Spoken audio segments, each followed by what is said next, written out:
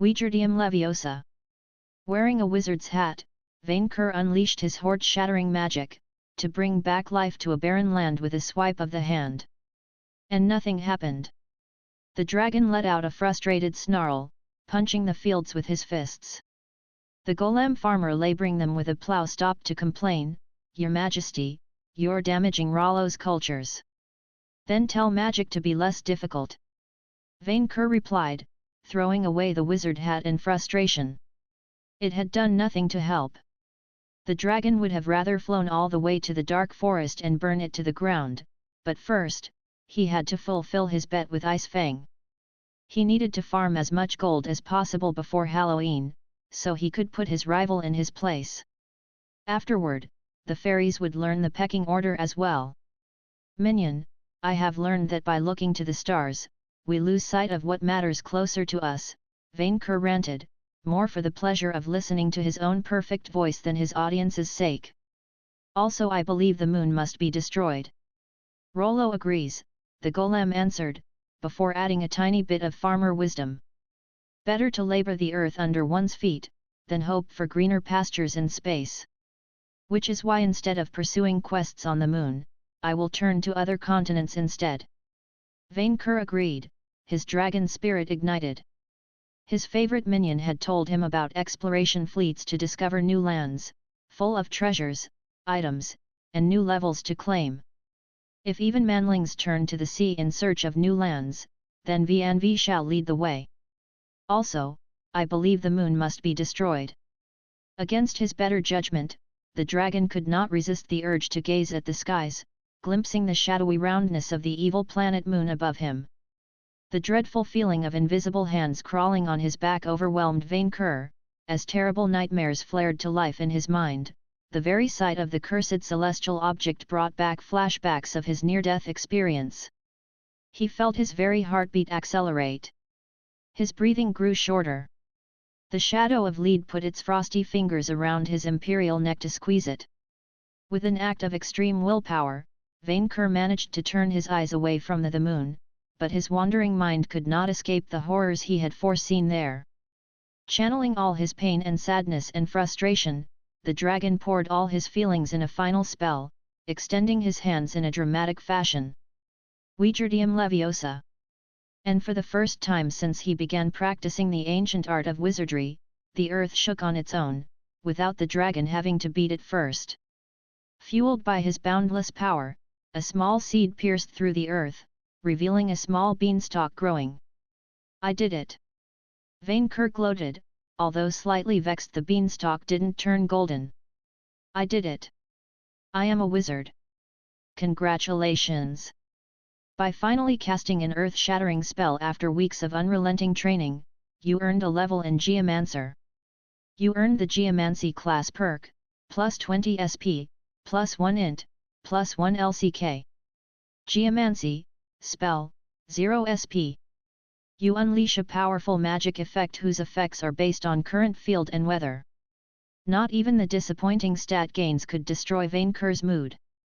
Your Majesty made a bean grow. Rollo the Golem rejoiced at the sight of his emperor's awesomeness.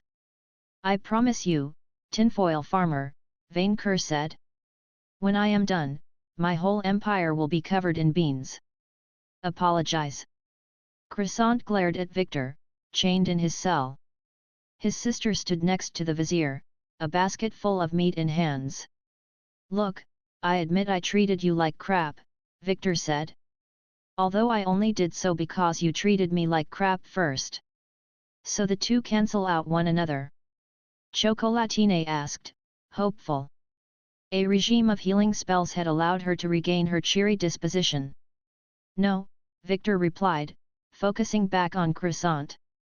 "You still cooperated with the enemy, and Vainqueur will eat you if he sees you again. So I'm offering you a way out, you disappear from Murmurin. Forever." The male werewolf glared at him. "You will dump me on a deserted island or something. We are starting a new colony, and we need settlers. Non-crazy cultists at least. I can send you there, and although you will be prevented from returning to the mainland. So long as you never show your face again, I will do my best to forget you exist, and so will Vainqueur, who anyway will never visit that colony, ever. You can start your life anew, and we'll be sure you won't run off to the enemy." Honestly, while he understood Croissant's motives, his sister was the only reason he felt merciful towards him. Had Chocolatine not talked him out of it, he would have sent him to the mines alongside the other Nightblades. "And I will be able to visit you every weekend," Chocolatine continued. "I will bring you baskets and sheeps." Croissant considered the offer. It was a very generous deal considering his treason, so he worried about a trap of some kind. "Where will you send me?" "The moon," Victor answered.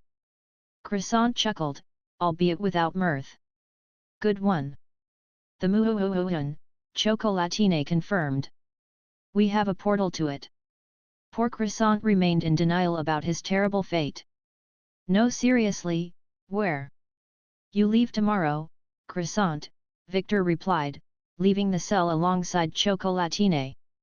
Considering he would spend years alongside Moon Men cultists and their tentacled patrons, the vizier briefly wondered if killing Croissant would have been a kinder fate.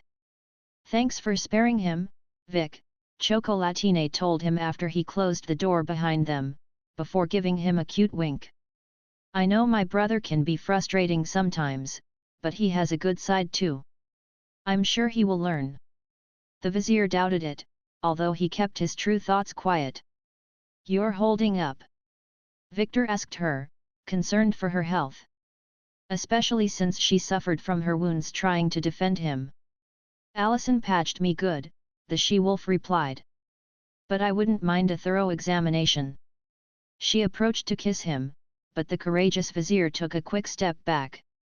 "About that," Victor struggled to find his words without ending up tied in a corner, while she looked at him with puzzled eyes. "You are, rather extreme. You mean I have an overactive imagination?" "And I actually like my bachelor lifestyle. Even if I like you a lot more than I thought I would. I don't want to settle down with anybody yet, maybe one day, but not yet." "There, he said it." "Oh, me too. So please, don't murder any." Victor froze. "What did you say?" "I'm young and beautiful," Chocolatine replied with a smile. "Why would I want to settle with my first crush? What I want is passion, torment, excitement, explosions." She began to take her crazy face again, which weirded Victor out. He simply could not figure her out. "If you didn't want to settle for life with me, why were you so implacable then?"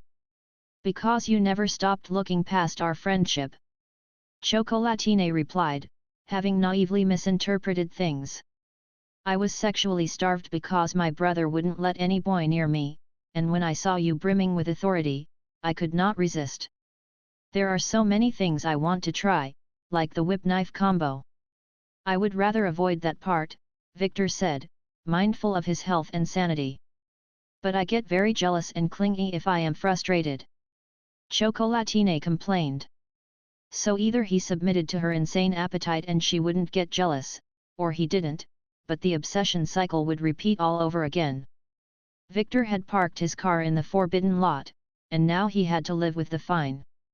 Remembering what Allison had said about the lack of a good solution, Victor realized that love and lust always involved a compromise of some kind. Truth to be told, he had grown to like the she-wolf, even if he didn't want to marry her or anything. "Okay, so, let me offer a way out," the vizier began. "If I hypothetically agree to fulfill your creative fantasies on a semi-regular basis, you would agree to not being in a committed relationship for the moment, without brutally murdering anyone else and baking them into cakes." "I'm sorry, Vic, but I can't. Even for you. I mean, without murdering potential or perceived romantic rivals." "Oh, you should have said it first." Chocolatine considered the matter thoughtfully. "So, like above friends, but below boyfriends and girlfriends?" "Yes." She pondered the question for a while, before settling it with one word. "Okay." He didn't expect it. "Really? You spared my brother, Vic, Chocolatine said, sounding a lot more mature, and you have been so nice to me. If you need some time to figure yourself out, it would be very mean of me not to give you space. That was an extraordinarily mature response from her. Thanks, he said, not knowing what else to add. Hey! A male voice came from behind a cell's closed door. When am I getting a trial? I've been there forever. Victor exchanged a glance with Chocolatine, who seemed as puzzled as him. Who are you again? The vizier asked. Witsy. Yes. The prisoner let out a very heavy sigh. The magician, during the raid. Ah. That guy. Victor smiled sheepishly, unable to find a nice way to word it. I had a great deal of trouble to deal with recently. I kinda forgot you. Why, you forgot a prisoner of war? The magician choked. You monster. All right, I'll just send you to the mines for the next 30 years, Victor decided. While Croissant had cooperated with the enemy, that one tried to abduct and kill defenseless wormlings. After leaving the prisoner to his angry screams and separating from Chocolatine, Victor moved to another chamber in the castle, which Miel the angel had transformed into a temporary office. Ah, dear Mr. Victor. She was in an awfully good mood today, finishing arranging papers on her desk with a cheery smile. Good to see you. As well, Miel. With Savoureus's testimony, I hope the tensions between your employers and Happyland lessened. Malfoy, at least, while struggling to recover, had taken his assassination attempt very personally. While Heaven and Happyland will never cooperate, we agreed that a third party trying to exploit our divisions complicate our distinguished market rivalry, Miel replied. The Fommers have also been historical enemies to mortals, so my superiors agreed to offer summoned creatures support. They found this dragon watch a very positive direction for your country. I dunno when we will act on Vainqueur's speech though. We're a long time away from launching an invasion of Pryden or other Fommer lands, and we need to train our army first. Vainqueur had also been giddy since he learned about the exploration fleets and the rewards offered for discovering new lands. Fulfilling quests would help their minions at leveling, gather resources needed to build a fleet, and allow Victor to promote the monsters to higher forms. Besides, even if Vainqueur's amazing speech had convinced the population to adopt a new currency, allowing the government to start regulating inflation, their economy remained very shaky. The empire was in the process of stabilizing, but not fully solid yet. Considering your karma moved into a strong shade of chaotic good, I can only encourage your current decisions. Miel's smile froze, as she read the papers. A karma rise one would call meteoritic, even suspicious. I hope magical enhancements or special perks were not involved. After everything he learned about himself these past months, there was only one answer to give. Nah, Victor lied. It's all talent. Charisma check successful. Perfect, the angel replied, overcome by his Grand Vizier charm. Indeed, because now that my karma score is in the green, I wish to renegotiate more favorable terms. Victor ruthlessly exploited the situation. Paying half my SP in months of paperwork doesn't sound good. I have also another idea which can benefit us both. Considering your massive improvement in your karma score and standing up for my virtue while accused by heathens, this should be easy, the angel nodded, before smelling an opportunity. What idea do you have in mind? We need a public service. Free healing, social services, education, but Vainqueur's refusal to spend any gold makes it impossible the traditional way. So, I've been thinking, instead of raising taxes, we could ask citizens to donate a small part of their SP to you, in exchange for angels providing key services. A special points levy. The idea made Miel giddy. If all citizens of your country even donate 10 SP every week, and they would rather offer a renewable resource they all have other than gold. We get the best of all worlds. I'm thinking of a 3 years trial period if it can be arranged. This is brilliant. My superiors will love it. I may even get promoted to the higher form of principality, with my own angel unit. Meal's mood was now sky high. Maybe we could discuss it around a cup of coffee you offered me a while ago. Victor's mind wandered off, and while he would have once jumped at the occasion, his own reluctant answer surprised him. Maybe another time, he said, unconvinced. In the heart of the dark forest, amidst black roots and snarling trees, the fairy lords of the farmers had gathered. The ancient terrors had answered the call of Melodias, to witness the ritual from the shadows. Giants and other thralls formed a ring around the Mel clan, to witness this historic day. Lin stood beside his sister, a festering, burning scar on his chest, his punishment for failure. Odiaz would have done far worse, had he not successfully activated the bottle. Now that she knew that it could trap dragons, the Dark Witch would produce more and more. The loss of the Nightblades and the infiltrators she had in the human realms was a harsh blow, and Vainqueur declaring war on them turned him from a secondary problem to a major one, second only to the kingdom of Gardimagny itself. However, dear Lucy served her purpose. She brought them the blood and bones of dragons with class levels, the key to the farmer's greatest victory.